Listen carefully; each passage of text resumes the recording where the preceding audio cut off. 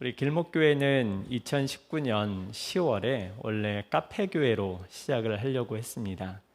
그래서 카페 장소를 알아봤었죠. 그런데 하나님께서는 그 길을 막으셨고 하나님의 응답이 있을 때까지 다른 시도도 하지 않을 것을 우리에게 요청을 하셨습니다. 그래서 아무런 기약도 없이 11월에 사임을 하고 하나님께서 구체적인 응답을 주실 때까지 다른 장소를 얻거나 다른 방법으로 사역을 시작하는 시도도 하지 못했습니다. 그래서 교회를 사임하면서 굉장히 마음에 많이 무거웠습니다. 사임을 하면 새로운 모양으로 가야 교인들도 안심이고 내 나가는 입장에서도 제 자존심도 그렇고 마음도 편하고 뭔가 새롭게 시작할 때인데 나올 때 아무런 다음 행선지를 결정하지 못한 채 나와야 돼서 마음이 많이 무거웠습니다. 그러나 하나님의 응답을 기다릴 수밖에 없었기 때문에 그 중간에 여러 가지 시도나 제안들이 왔을 때에도 하나님의 응답이 없어서 다 물리칠 수밖에 없었습니다. 그러다 2020년 2월 16일에 가정에서 아내와 함께 예배를 드리다가 드디어 하나님께서 우리 가정 가운데 사인을 주셨습니다. 사도행전 11장 19절에서 21절의 말씀을 통해서 이제 교회를 시작해도 된다라고 하는 사인을 우리에게 주신 것입니다. 그 말씀 가운데는 정말 이 시대에 하나님께서 필요하시는 한두 사람이면 하나님 나라가 이 땅 가운데 편만하게 펼쳐질 것을 소개하는 말씀이었습니다. 교회가 많고 그리스도인들이 많지만 이 시대 하나님께서 요청하시는 그 사람, 한두 사람이 하나님의 뜻을 이루어서 사역을 할 수 있는 것. 그래서 하나님은 우리에게 건물교회를 지향하지 말고 본질에 집중하는 교회를 시작하라고 우리 가운데 무거운 마음을 주셨습니다. 사실 이전까지 우리는 건물을 중심으로 해서 사역 시작할 것을 계획을 했었습니다. 그래서 카페 교회도 건물이 중심이 된, 건물을 통해서 세상과 소통이 되는 그와 같은 사역의 틀이었습니다. 그래서 월세 150만 원의 멋진 카페 자리를 알아봤었죠. 그런데 하나님께서 건물 중심의 사역을 금하셨기 때문에 이제는 더 이상 그런 것이 아니라 정말 하나님을 향한 한두 명의 제자로서, 사역자로서 주의 말씀을 실천하는 자들로서 충분한 그런 교회로서 시작을 했어야 했습니다. 그래서 저희는 그 응답을 받은 뒤에 건물을 얻는 것을 포기하고 건물 중심이 아닌 정말 제자 공동체로서 컨텐츠로 하나님께 사역을 해 나가야겠다 결심을 하고 이제는 건물 계약하는 것을 완전히 포기하고 예배드릴 수 있는 카페 같은 곳 두세 시간, 일주일에 몇 시간 필요한 시간만 임대해서 사용하는 장소를 알아보려고 했습니다. 그런데 이제 그렇게 알아보려고 하는 시도도 2월에 할 수가 없게 되는 일이 발생을 했습니다. 신천지발 코로나가 다시 확산됨으로 인해서 카페 같은 곳에서 교회를 반겨하지 않았고 또 이제 그와 같은 분위기에서는 다른 장소에 나아가서 예배하는 것이 쉽지가 않았습니다. 그래서 그 계획도 잠시 미뤄지게 되었는데 그 주간에 일산 충신교회 김모 집사님이 전화를 주셔서 목사님 사역을 시작하셨나요? 라는 질문을 했습니다. 이 집사님이 지금 길목교회 사역을 지금 기도하시면서 계시는데 분명히 목사님이 전화를 해서 사역을 시작했거나 또 건물을 얻었거나 말씀하신 적이 없는데 기도 응답으로 하나님께서 이길주 목사 사역을 시작했다라고 하는 응답을 주셔서 이상하다 하면서 전화를 주셨다는 겁니다. 그래서 저희는 사역을 시작한 것이 맞다라고 답을 해드렸고 그 응답을 받은 게 언제냐고 여쭤봤을 때 저희에게 주신 날짜와 똑같은 때 하나님께서 응답해 주신 것을 확인할 수 있었습니다.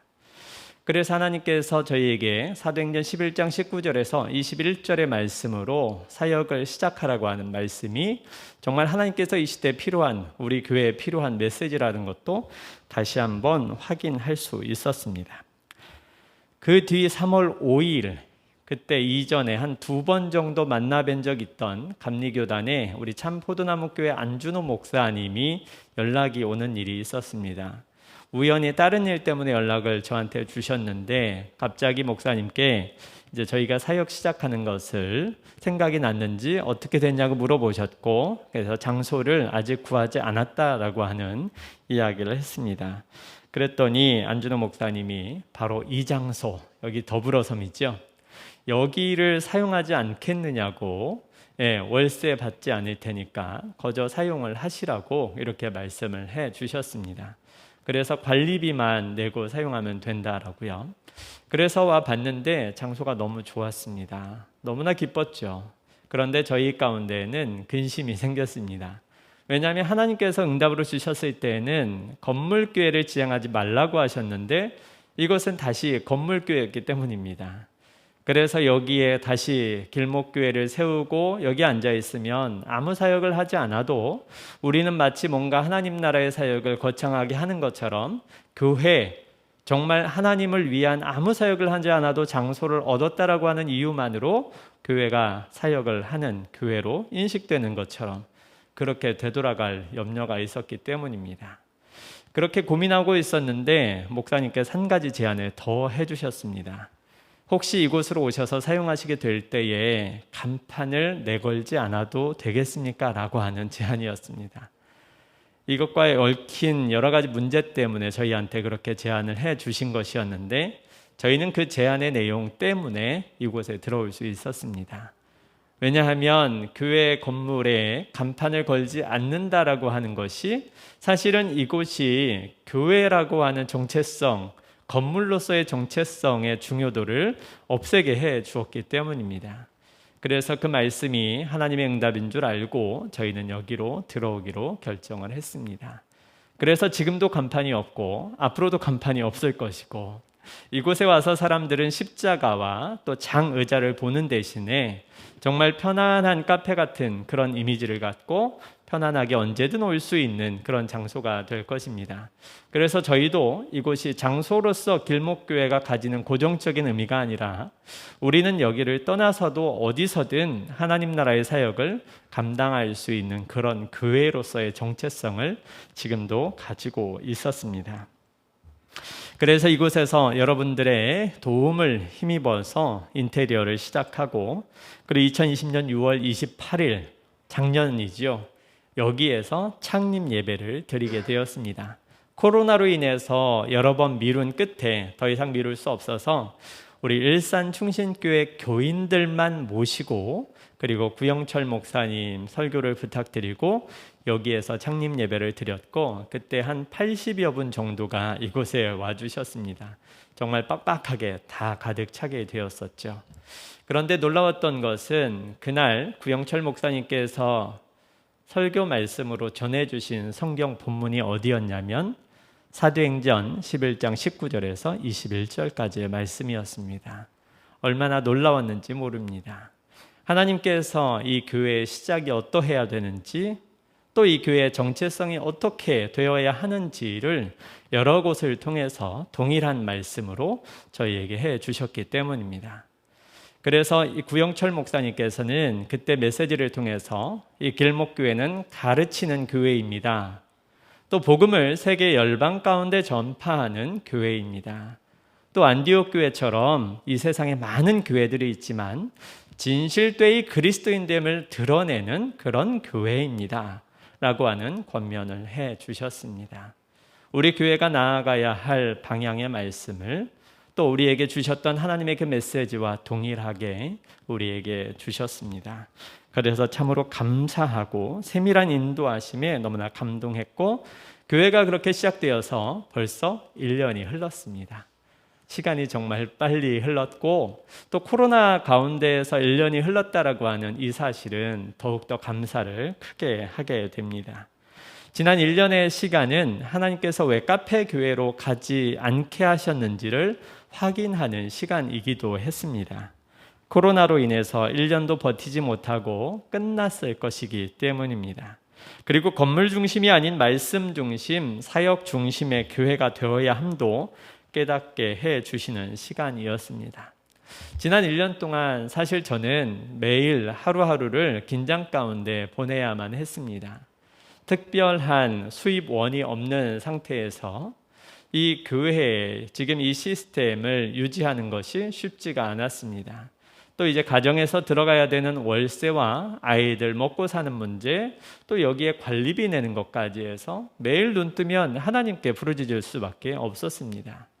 그래서 매일 아침마다 정말 긴장감과 두려움으로, 그런데 1년 동안을 보내고 나면서 하나님께서 엘리야에게 보내셨던 까마귀와 같은 도움을 입고 있다라고 하는 사실을 저희가 1년 지나고 나서 감사함으로 고백할 수 있게 되었습니다. 그래서 하나님의 은혜로 살아가게 되면서 늘 생각났던 말씀이 시편 32편의 말씀이었습니다. 시편 32편 말씀을 사도 바울은 로마서에서 이렇게 해석을 했는데, 로마서 4장 6절의 말씀에 일한 것이 없이 하나님께 의로 여기심을 받는 사람의 복에 대하여 말한 것이다. 제 처지가 딱 이랬습니다. 하나님께서 지금 저희 길목교회를 이렇게 챙기시고 복주시고 인도해 주시는 것이, 저는 정말 하나님께 하는 것이 아무것도 없는데 일한 것이 없는 상태에서도 하나님께 복을 받는 이와 같은 복, 지금이 그와 같은 상태이구나 라는 생각을 매일같이 했습니다. 그래서 정말 이 기간은 한시적일 것임을 알고, 또 하나님께서 우리가 자리를 잡기까지 까마귀로 먹이실 수밖에 없는 상황도 알고, 그래서 이 시기 동안에 우리가 어떻게 교회로서 살아가야 할지, 목적을 어떻게 가지고 살아가야 할지 잘 확인하고 결정하는 시간이어야 함도 저희는 깨달았습니다. 그래서 이 시기 동안 저는 이제 매일 아침 일어나면 기도가 정말 자동으로 무릎이 꿇어지면서 하나님 감사합니다, 이것밖에는 되뇌일 수가 없었습니다. 하나님 오늘도 밥 먹여주셔서 감사합니다. 이번 달도 월세 내고 관리비도 낼 수 있게 해주셔서 감사합니다. 하나님은 이곳저곳에서 정말 뜻하지 않은 방법으로 도움의 손길을 주셨고, 또 생각지도 못한 알바자리도 주셨고, 여러 가지 글을 쓸 수 있는 기회도 주셨고, 그렇게 해서 조금씩 해서 이 1년의 시간 동안을 정말 두려움과 긴장감으로 보냈던 이 시간을 하나님의 은혜로 여기까지 올 수 있게 된 것 같습니다. 그래서 정말 이 하나님의 이 인자와 긍휼을 베푸시는 일에 많은 하나님의 사랑하는 자녀들이 쓰임을 받았습니다. 하나님께서 뜻을 세우셨을 때에 하나님께 순종하여 자기 것을 내어드린 하나님의 자녀들이 있었기 때문에 이와 같은 일이 연합하여 아름답게 이루어질 수 있었고, 또 하나님의 까마귀로 이 연결될 수 있었을 것입니다. 그래서 하나님과 하나님의 사랑하는 자녀들을 통해서 1년 동안 이와 같은 아름다운 일이 일어날 수 있었다 생각을 합니다. 길목교회에 주신 말씀대로 이루기 위해서 저는 여러 가지를 고민하고 결정해야 했습니다. 그리고 그것이 앞으로 교회 사역에 사실 도움이 되지 않을 수도 있고, 앞으로 교회를 꾸려나가는데 힘들 수도 있다라고 하는 여러 가지 고민들이 되었지만, 앞으로 하나님께서 원하시는 교회는 기존의 한국교회가 지금 가지고 있고 문제점을 가지고 있는 부분이 아니라 이것을 깨치고 나가야 하는, 그래서 사도행전 11장에서 주셨던 말씀처럼 하나님 말씀을 충실히 지켜나가는 한두 사람, 그 사람을 통해서 건물 중심이 아닌 사역 중심의 하나님 말씀에 순종하는 그와 같은 교회를 이루기 위해서는 여러 가지 눈에 보이는 손해와 여러 가지 안타까운 부분들을 다 포기할 수밖에 없었습니다. 그래서 우선은 예배 가운데 가장 중요한 부분이기도 했던 설교자의 중심 자리를 옮기게 되었습니다. 한국교회의 가장 큰 문제는 설교자라고 생각이 들었고, 사실 그로 인해서 일어나는 여러 가지 문제점들이 한국교회와 사회에 문제를 일으키고 있었기 때문에 더 이상 교회 안에서 목회자가 설교를 중심으로 중심이 되는 위치에 있지 않게 해야 했습니다. 그래서 길목교회 예배를 구성하면서 설교가 중심이 아닌 하나님의 말씀을 읽고 듣고 묵상하여서 하나님의 말씀 그대로 들려지는 시간이 중심이 되게 했습니다. 그래서 이전까지 우리 길목교회 예배의 중심 시간은 말씀을 읽는 시간이었고 듣는 시간이었습니다. 그리고 설교자는 간단하게 말씀을 권면하는 시간으로, 그래서 설교자가 중심에서 벗어날 수 있도록 위치하게 했습니다. 이것은 사실 교회 사역에 있어서 사실 한국 교회 안에 뭔가 유명하게 뭔가 될 싶은 교회로서 나아가는 것에는 굉장히 안 좋은 부분입니다. 그래서 유튜브에 올라갈 때에도 제 사진이 올라가지 않고 제 어떤 설교 제목이 올라가지 않았습니다. 그저 길목교회 주일 예배라고 하는 것과 성경 말씀만 올라가게 되었죠. 이와 같은 것은 설교의 중심성에 있는 설교자를 배제하기 위한 조치들이었습니다. 그러다 보니까 사람들에게 인식되거나 어떤 유행을 타거나 성도들을 끌어들이거나 하는 요소는 전혀 없었습니다. 그럼에도 불구하고 이것이 중요하기 때문에 이와 같은 일은 했었고, 앞으로도 길목교회 예배 가운데에서 이 예배 시간에 들려지는 또 읽게 되는 이 말씀은 중요하게 위치하게 될 것입니다. 또 성도들을 시험에 들게 하는 헌금 시간을 없앴습니다. 주보에 헌금 이름을 표기하는 것도 없앴습니다. 헌금을 통해서 많은 성도들이 시험을 받고 처음에 예수님을 믿겠다라고 하는 사람이 와서도 헌금 때문에 정말 시험이 되어서 그 뒤부터 나오지 않는 여러 가지 현상을 저는 목격을 했습니다. 헌금은 하나님께서 성숙한 그리스도인들에게 반드시 명령하는 것이지만 그것을 강요하거나 교회가 헌금을 중심으로 운영되어서는 안 되었기에 교회 안에서 헌금이 성도들과 연결되어서 교회를 유지해 나가는 중심이 되지 않도록 한 것입니다. 그리고 또 예배가 예배로서 회복되기 위해서는 일주일에 한 번 1시간을 투자하는 것으로는 온당치 않았습니다. 우리는 다 알고 있습니다. 일주일의 전체를 하나님께 드리고 내가 있고 내가 사역하고 내가 헌신하는 그 직장에서라도 하나님의 사람으로 살아가는 것이 온전한 그리스도인의 삶인 것을 알고 있지요. 그러나 현실은 일주일에 한 번 1시간만 그리스도인으로 살 뿐이고 건물 나서는 순간부터는 뭔가 족쇄에서 벗어난 것처럼 자유롭게 그리스도와는 상관없이 제약됨 없이 내 욕망과 내가 원하는 대로 살아가는 것이 한국 교회 성도들이 취하고 있는 모습이었습니다. 그래서 이와 같은 것을 없애려면 이 1시간에 집중시키는 것보다는 일주일에 6일이 더 집중이 되어야 됐었고, 오히려 주일이라고 하는 시간은 일주일에 6일 동안 하나님 나라를 자기 삶의 영역에서 실천하다 온 사람들이 쉼을 누리는, 그래서 하나님께서 처음에 말씀하셨던 이 안식일의 개념과 동일하게 안식하는 날이 되어야 했습니다. 그래서 일주일이 하나님의 날로 되려면 직장 영역에서도 하나님의 나라가 구현될 수 있는 생각이 필요했습니다. 그래서 저는 가는 곳마다 주일 6일의 삶을 강조했고 만나는 사람에게도 그곳이 교회가 되어야 함을 이야기했습니다.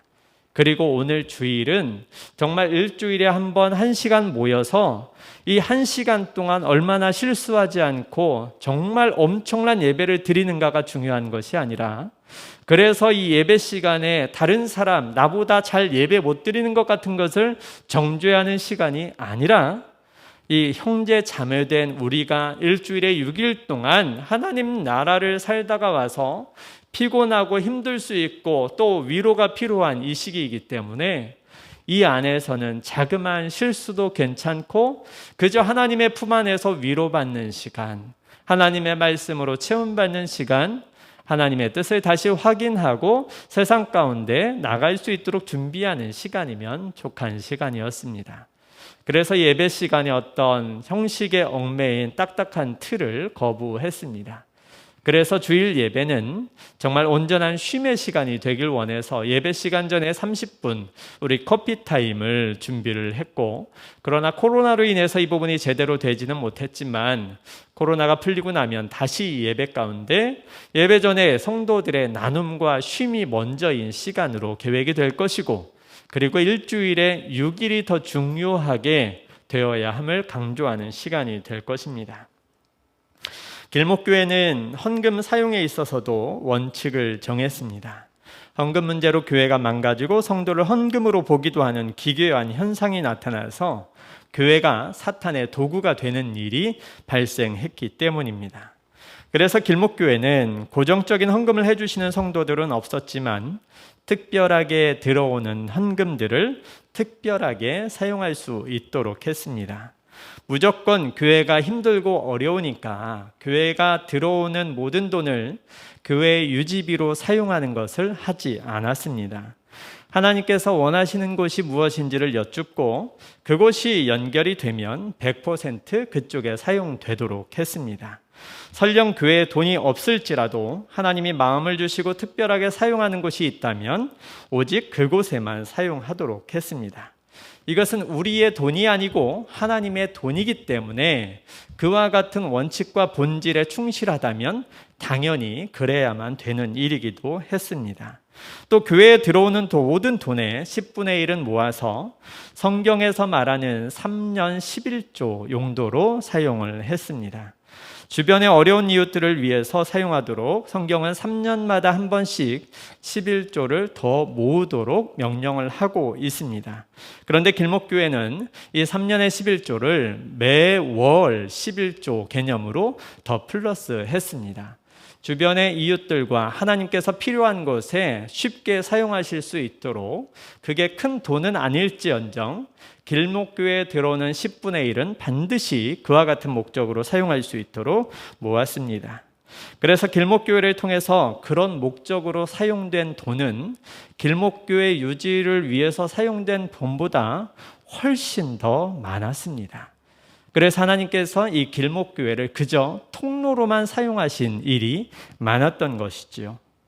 그래서 하나님께서 그 일을 기뻐하신다라고 하는 확신이 있었고, 그래서 또 예민하게 하나님의 뜻을 구하고 하나님의 통로로 사용될 때에 이 세상이 얼마나 하나님 나라 쉽게 구현될 수 있는가도 체험하는 시간이기도 했습니다. 그래서 세상 곳곳에 있는 하나님의 뜻을 구하는 자녀들을 통해서 하나님은 서로 연결시켜 주시고 채워주시기도 하시고 또 하나님 나라의 사역을 세계 열방 가운데도 이루어 가시는 이와 같은 일이 일어나는 것을 우리는 목도했습니다. 또 저와 아내밖에 없었던 이 길목교회에 또 우리 권세진 목사님과 구현주 전도사님을 보내주셔서 얼마나 감사했는지 모릅니다. 정말 황량한 곳에 너무나 풍성한 체험이 있었고 저희가 사례비를 못 드립니다 라고 했음에도 불구하고 그저 같이 해 주셨습니다. 너무나 감사한 일이었고 지금도 가장 감사하고 있습니다. 그 뒤 올해 우리 이건명 집사님께서 또 하나님께서 주신 마음이 있어서 길목교회에 같이 사역을 해 주시기로 했습니다. 역시 사례비는 못 준다라는 말을 제일 먼저 했고 그럼에도 상관없다고 해서 지금도 같이 이렇게 아름다운 예배를 드릴 수 있게 되어서 너무나 감사합니다. 길목교회에 등록하려는 분들이 몇몇 분 계셨습니다. 이단도 몇 분 계셨고 멀리서 오신 분도 계셨습니다. 또 가까운 교회에서 오신 분들도 계셨습니다. 사실 교회 등록은 제일 쉽지 않은 부분이었습니다. 처음 개척하려고 할 때 저는 이전에 있었던 교회에서 교인들을 한 명도 데리고 나가지 않겠다라고 3번이나 약속을 했습니다. 그래서 왜 그렇게 했는가? 길목교회는 전통교회와 다른 교회를 지향했습니다. 그렇기 때문에 이 교인들이 적응을 하지 못할 것이 너무도 분명했고 또 제가 담임 목사로 가지게 되는 리더십이 이전에 저와 관계를 맺었던 리더십과는 다르기 때문에 거기에서 발생하는 차이가 성도들의 마음에 조금 적잖이 다르게 다가갈 것이 염려가 되었고 그와 같은 이전의 예들이 굉장히 많았습니다. 그래서 교인들이 물건은 아니지만 목회자로서 윤리적인 부분도 지켜야 했기 때문에 제가 인위적으로 성도를 모으는 일들은 하지 않았습니다.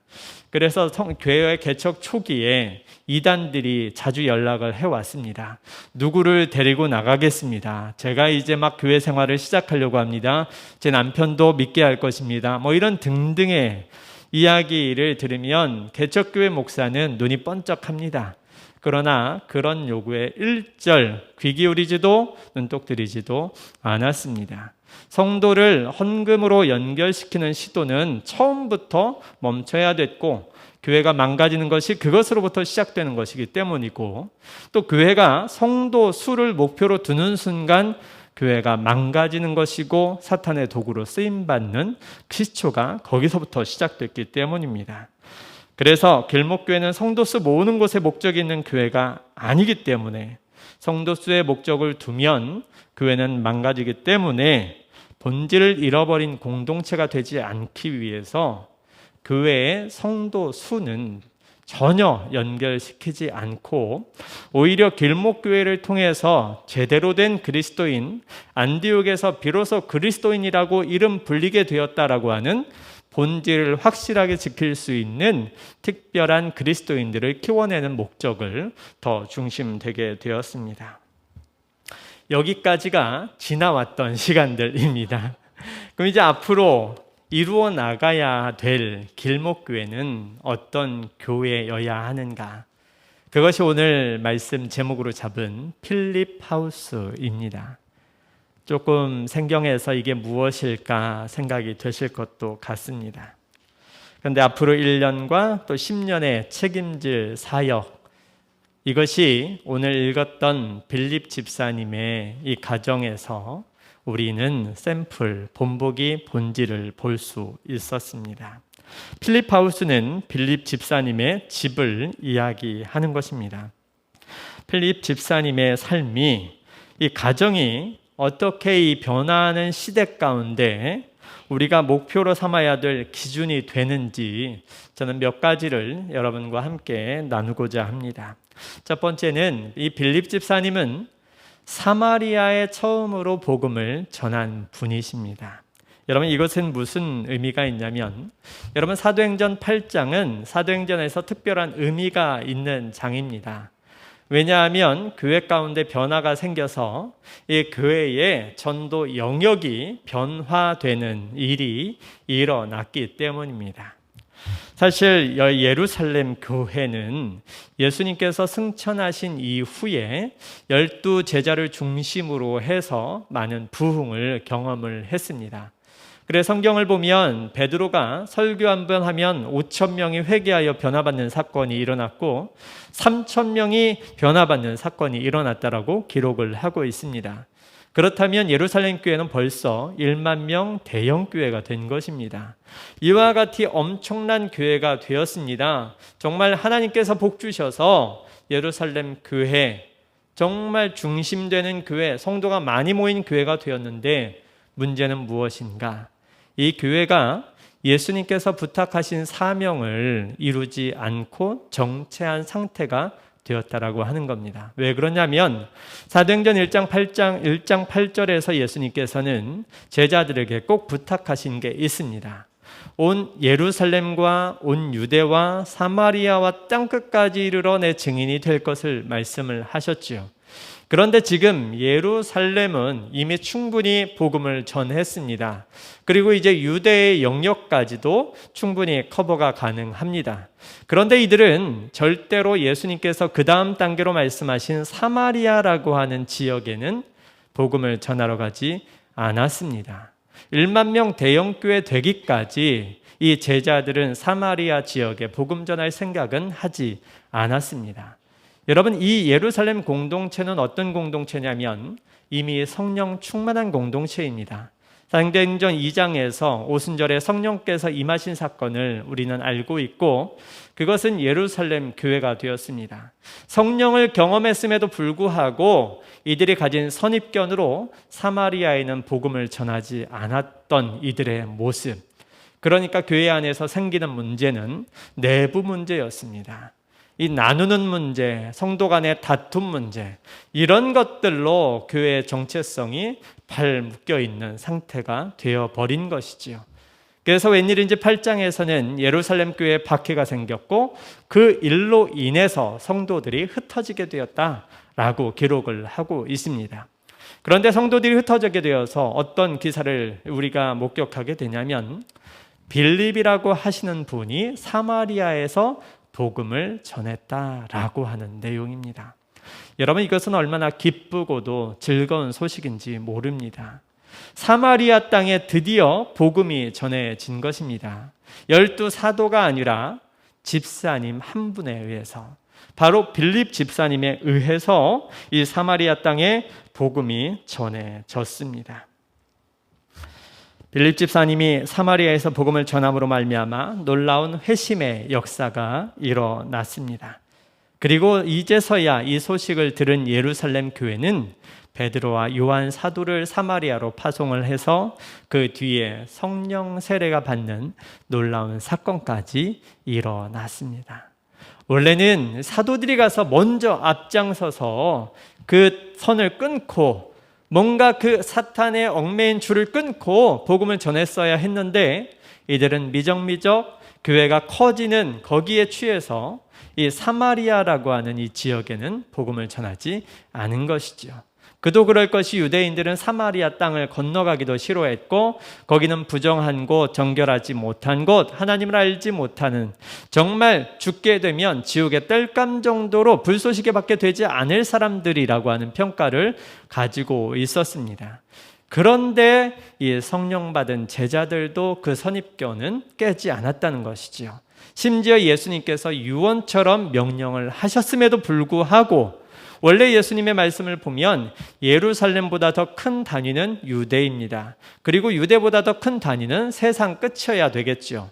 그런데 이렇게 가는 와중에 사마리아를 포함해서 북쪽 지역에 있던 사마리아도 전하고, 그리고 세상 끝에도 가야 한다고 말씀하셨을 정도로 사마리아에도 복음이 전해질 것을 예수님은 구체적으로 명령을 하셨습니다. 그러나 제자들은 하지 않았는데 빌립 집사님은 이렇게 복음을 전했다라고 하는 것이죠. 이 빌립 집사님의 선입견을 버리고 복음을 전했던 이와 같은 태도는 오늘 길목교회가 지금 가져야 될 태도라고 생각을 합니다.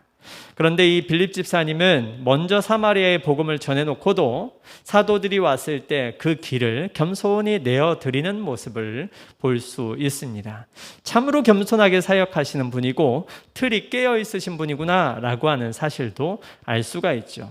내가 먼저 복음을 전했으면 뭔가 더 친밀하게 내 소유권 그런 걸 주장할 수도 있는데 전혀 그런 티를 내보이지 않습니다.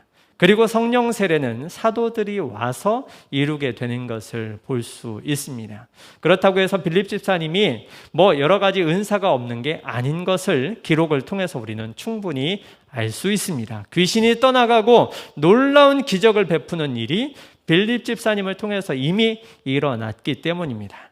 그럼에도 불구하고 겸손히 그 교회 안에서의 질서를 지키고자 했던 이와 같은 모습, 또 틀을 깨고 나가는 모습은 굉장히 멋지고 길목교회가 앞으로 본받고 싶은 부분 중에 하나입니다. 또 여러분, 두 번째는 빌립 집사님은 7 집사님 중에 한 분이라고 하는 이 사실이 또 의미를 갖습니다. 여러분, 7 집사님 중에 한 분이라고 하는 사실은 7 집사님이 어떤 분이었는지를 알면 의미가 있습니다. 사도행전 6장에서 예루살렘 교회 안에 문제가 생겼습니다. 내부 공동체 안에 서로 편이 갈린 것이죠. 그래서 봉사하는, 구제하는 일이 이 편이 갈린 문제로 교회에 여러 어려움으로 다가왔습니다. 그래서 그 일을 전담시킬 집사님을 뽑기로 했는데 그 집사님 중에 한 분이 바로 이 빌립 집사님이셨습니다.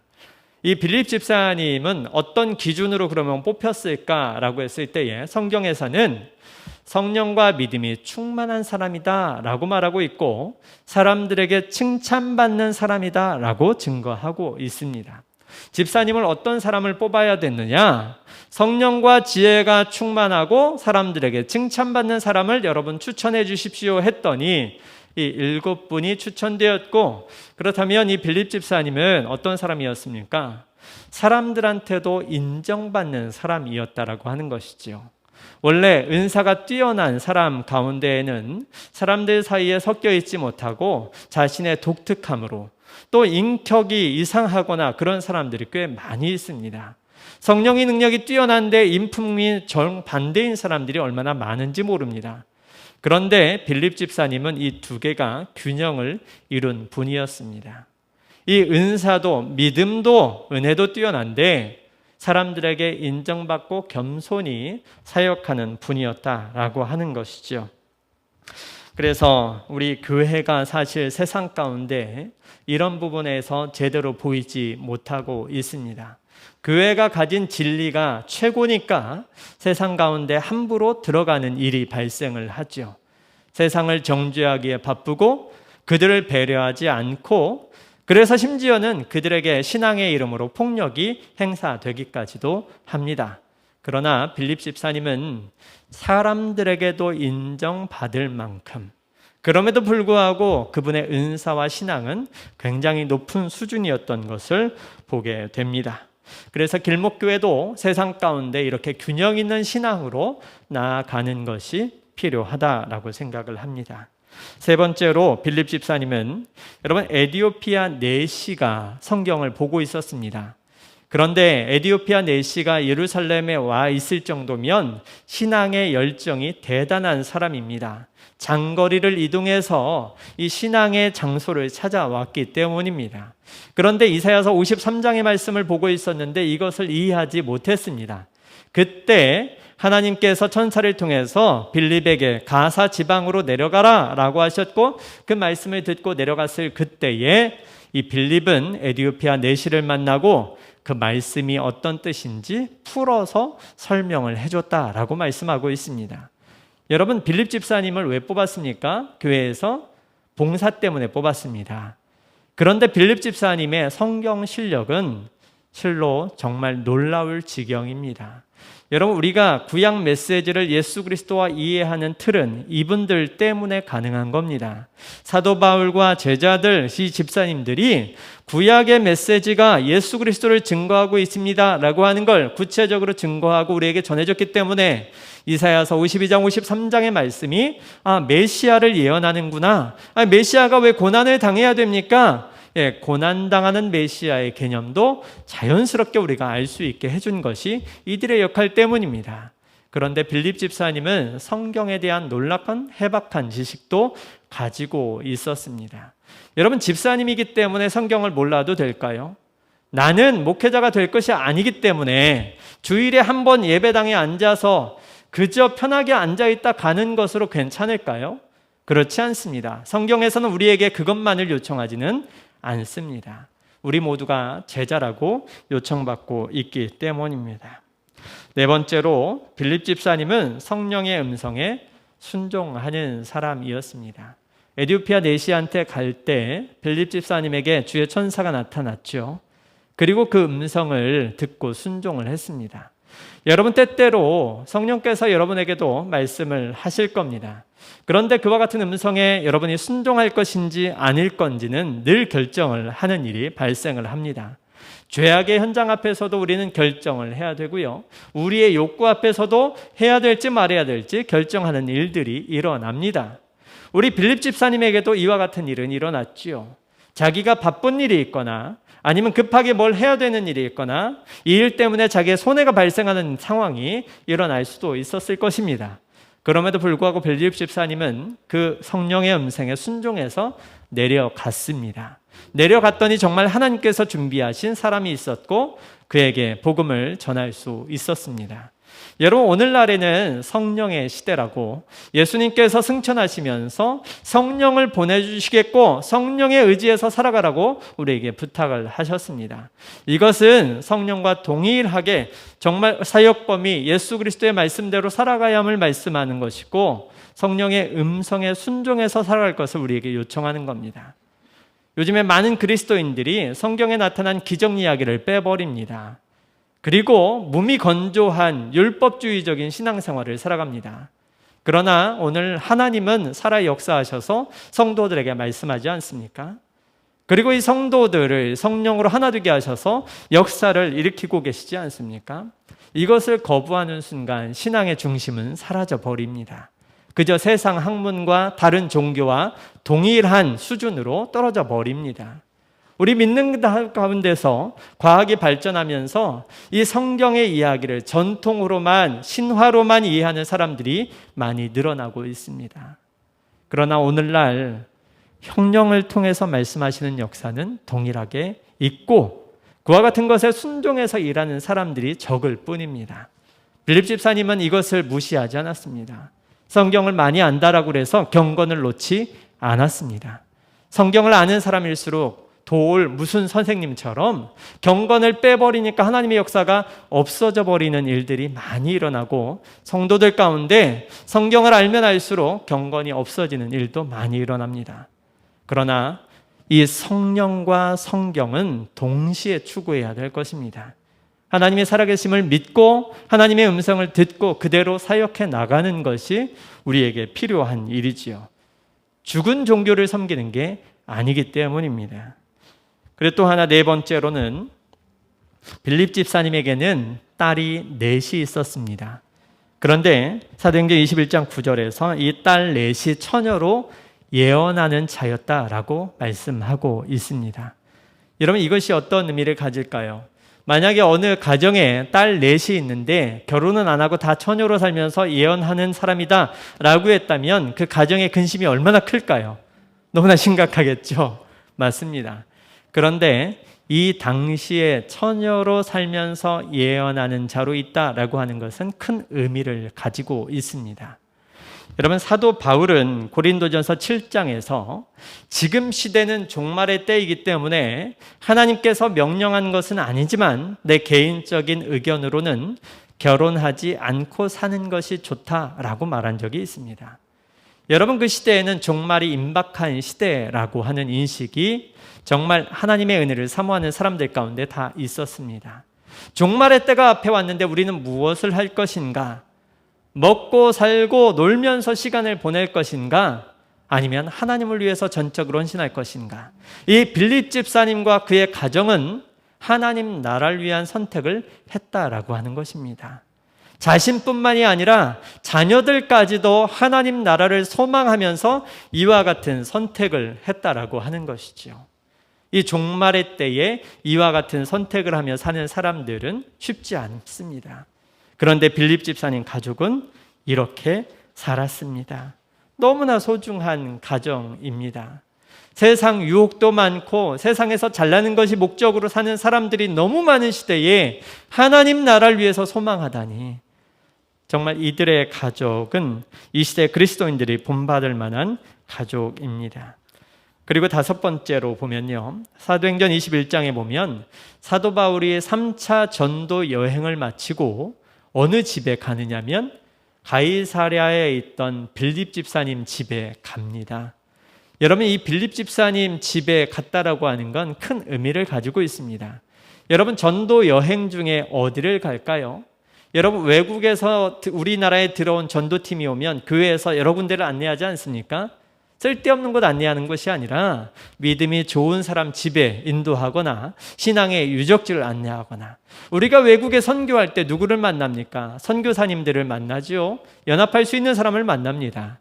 그런데 사도 바울이 전도 여행 다 마치고 이제 예루살렘을 들렀다가 이제 로마에 갔다가 이제 세상 끝이라고 여겨지는 서머나로 갈 텐데, 그 가는 길에 어디를 들렀나? 빌립 집사님 집을 들렀다는 겁니다. 왜 그랬을까요? 여러분, 요한 3서에 보면 이 요한 사도는 이 가이오라고 하는 사람에 대해서 이런 좋은 평가를 하고 있습니다. 전도자를 영접했으니까 당신은 참 고맙다, 감사하다, 이런 평가를 한 겁니다. 이 당시에 복음을 들고 전하는 사람들에 대해서 그를 받아들여주고 그의 필요를 채워주고 다시 파송해주는 것은 굉장히 소중한 일이었습니다. 그렇다면 사도 바울 일행이 빌립 집사님에 들렀던 것은 이 빌립 집사님이 이 전도자들을 맞이하고 파송해주는 아름다운 일을 충분히 감당했기 때문입니다. 꼭 선교의 전초기지가 되었고 복음의 유통로가 되었고 선교사들의 네트워크의 중심지가 빌립 집사님의 집이 되었던 것이죠. 사도행전 21장 10절에 보면 이와 같은 것을 확인할 수 있는 근거가 있습니다. 이 빌립 집사님의 사도 바울 일행이 묵고 있었는데 아가보라고 하는 선지자도 이곳에 왔다라고 기록을 하고 있습니다. 여러분, 아가보 선지자는 천하의 흉년이 들 것이다 라고 예언을 했는데 글라우디오 때에 실제로 흉년이 들었던 그와 같은 놀라운 은사의 사역자입니다. 그런데 그분이 누구한테로 왔느냐? 이 빌립 집사님 집에 왔다는 겁니다. 전도하시는 분들도 빌립 집사님 집에 들어가고 이 선지자도 빌립 집사님 집에 오고, 왜 그렇습니까? 놀러 온 게 아닙니다. 여기가 네트워크의 중심지였기 때문입니다. 빌립 집사님은 이렇게 전도하는 자들을 맞이하고 보내주고 통로가 되었고 보충하는 곳이 되었고 여러 선교지의 네트워크 중심지로서의 역할을 잘 감당했던 것입니다. 여러분, 하나님 나라는 혼자 이루지 않습니다. 서로가 연합하여 이룰 수 있죠. 혼자에서는 온 세계를 커버하지 못합니다. 그러나 기도로 열려 있으면 하나님께서 성령을 통하여서 서로 통하게 하시고 서로의 필요를 채워주게 하시고 서로의 도움이 적재적소에 갈 수 있도록 하나님께서 다 이루어 가시죠. 그렇게 해서 온 세계에 있는 하나님의 자녀들을 통해서 하나님의 나라가 이루어지는 것입니다. 그와 같은 일의 중심지가 지금 빌립 집사님의 집이었다라고 하는 것입니다. 그래서 빌립 집사님의 집을 통해 이루어진 일들을 보고 저는 이 필립하우스를 우리 길목교회의 핵심 사역의 가치로 삼아야겠다라고 생각을 했습니다. 그리고 이와 같은 빌립 집사님 가정에서 일어난 일들이 이 길목교회를 통해서 계속해서 일어날 수 있기를 소망하고 있습니다. 이 뜻을 밝혔더니 쭈바이블 제자였던 최현준 전도사님이 로고를 제작을 해 주셨습니다. 가운데 보면 집이 보이지요. 네, 빌립 집사님의 집입니다. 그런데 이 집은 갇혀 있지 않습니다. 세계 열방으로 다 통하고 있지요. 그래서 이 복음 전파의 방향성이 표시가 되어 있고 사회와 소통하는 집의 의미를 가지고 있습니다. 이 집에서 복음이 빛이 세상 가운데 바라며 비치는 모습입니다. 근데 복음의 빛이 세상 가운데 바라고 있는데 저 빛의 모양을 소금 결정 모양으로 표시를 했습니다. 그래서 이 복음의 빛이 세상에 소금과 같이 유용한, 필요한 그와 같은 방식으로 전파되어야 함을 표시를 해 준 것입니다. 그래서 세상 가운데 빛과 소금의 복음의 사명을 가지고 세상과 소통해야 되는 필립하우스, 이 사명을 너무나 잘 표현해서 로고로 만들어져서 이 로고를 사용할 예정입니다. 여러분, 길목교회 1년은 너무나 감사한 시간이었습니다. 그리고 또 준비되는 시간이었습니다. 이제 새로운 1년, 10년을 하나님께서 구체적으로 주신 이 필립하우스의 사명을 가지고 이루어 나가려고 합니다. 너무도 빠르게 변해가는 이 세상 속에서 어떻게 교회는 그 역할을 해야 될까? 그리스도인들이 그 사역을 감당해야 될까? 이전의 것만을 쫓아가서는 효율적이도 옳지도 않습니다. 그래서 하나님께서 매일같이 새롭게 주시는 이 생각들을 이 세상 가운데 정말 이 너무도 미약한 길목교회가, 아무것도 없는 길목교회가 정말 성경에서 증거하듯이 한두 명 있으면, 하나님의 말씀에 충실하고 하나님께 순종하는 자 한두 명이라도 있으면 그것을 통해서 교회되게 하시겠다라고 주신 말씀처럼 우리 길목교회가 앞으로 그렇게 이루어 갈 것입니다. 여러분도 함께 해주시기 바랍니다.